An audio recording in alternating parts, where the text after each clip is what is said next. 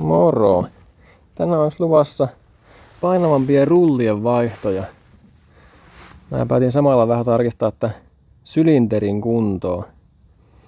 Tää on oikeastaan ihan mukavankin näköinen, että ei äkkiseltä ainakaan näy mitään pahempaa sanottavaa. Tää lähestulkoon uuden näköinen. Ei näkynyt naarmuja tai mitään tuolla.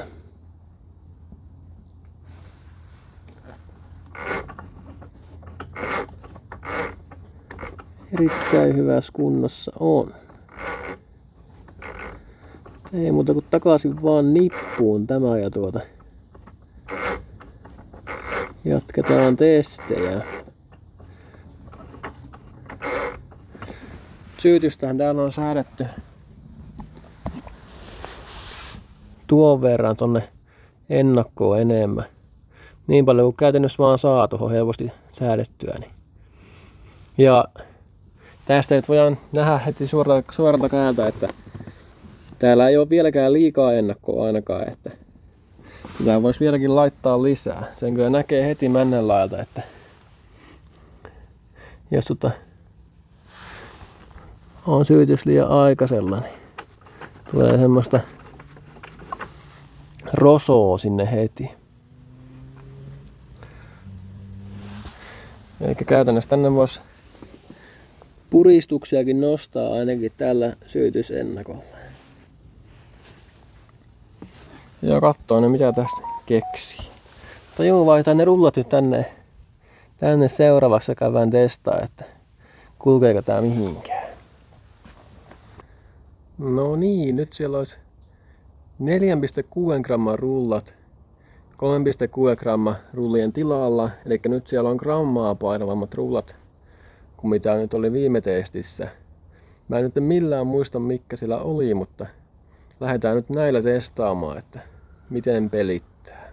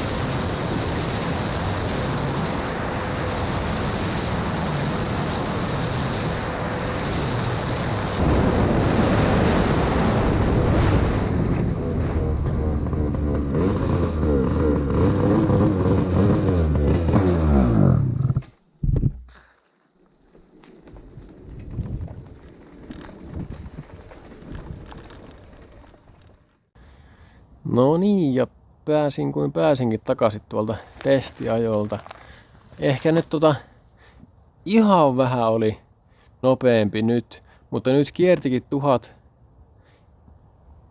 rpm vähemmän, eli nyt se kierti vaan jotain reilu 10 000 ja viimeksi kiersi reilu 11 000, eikö siinä ole semmonen ero nyt? Mutta nyt silti tuntui menevän pikkusen lujempaa. Tai tuo mun oma mittari, mikä tossa oli, näytti jotain 120 tai semmoista luokkaa. Mutta en tiedä paljon se GoPro-kameran se oma nopeusmittari näyttää. Jos se nyt tällä kertaa toimii, pitää katsoa. Ja tosiaan tämmönenhän sitä meni. Tulpahattu petti siellä vähän ennen kuin olisin kääntynyt takaisin päin, niin täältä lähti se stoppari irti sisältä. Mä en ymmärrä, miten se täältä sisältä voi niinku irrota ylipäätään, mutta se kumminkin lähti tuolta noin. Ja no onneksi mulla oli varatulpahattu tuolla, niin mä sen vaan vaihoin ja meno jatkuu, että ei käynyt mitään sen pahempaa. No joo, pitää nyt katsoa, jos kokeilisi vielä niitä rullia vähän eri painoisia, että miten se vaikuttaa noin tuohon huippunopeuteen, mutta on selkeästi lujempaa tainnut kulkea niin kuin pienemmällä kaasulla mitä ennen, eikä se nyt ole suuri vaikutus, mutta ei tää niin kuin huippuja kulje ehkä niin lujaa, mitä mä olisin voinut ajatella, että tää kulkisi niillä 15% pidemmillä väleillä. Tai en tiedä sitten, että olisiko mulla loppuuko mä tehot vaan kerta kaikkiaan kesken tai tuo putki vaan ei toimi tarpeeksi hyvin noilla kierroksilla vielä, kun tuohon on tarkoitettu niin kuin noin 12 000 kierroksia. Tai jossain siellä tuo toimii mulla parhaiten tai 11 500 ja semmoista. Eli kenellä vanhalla rullilla se oli aika lähellä sitä jo. Mutta se musta silti kulki vähän hiljempaa silloin, kun vertaa mitä nyt kulkee. Että aika erikoista on. Mutta se johtuu tietenkin variaattorista se kulkupuoli. Mutta juu, mä voisin ehkä vielä jatkaa vähän testailua, jos jaksaa. Niin joku toinen kerta. Nyt on niin pimeitä jo, että ei tähän nähdä mitään. Mutta juu, katsotaan, jos palaillaan tähän huippujen testailuun vielä tässä tämän vuoden puolella. Hyttysiä meinaa vieläkin olla, vaikka jo syyskuu. Mutta joo, morjens.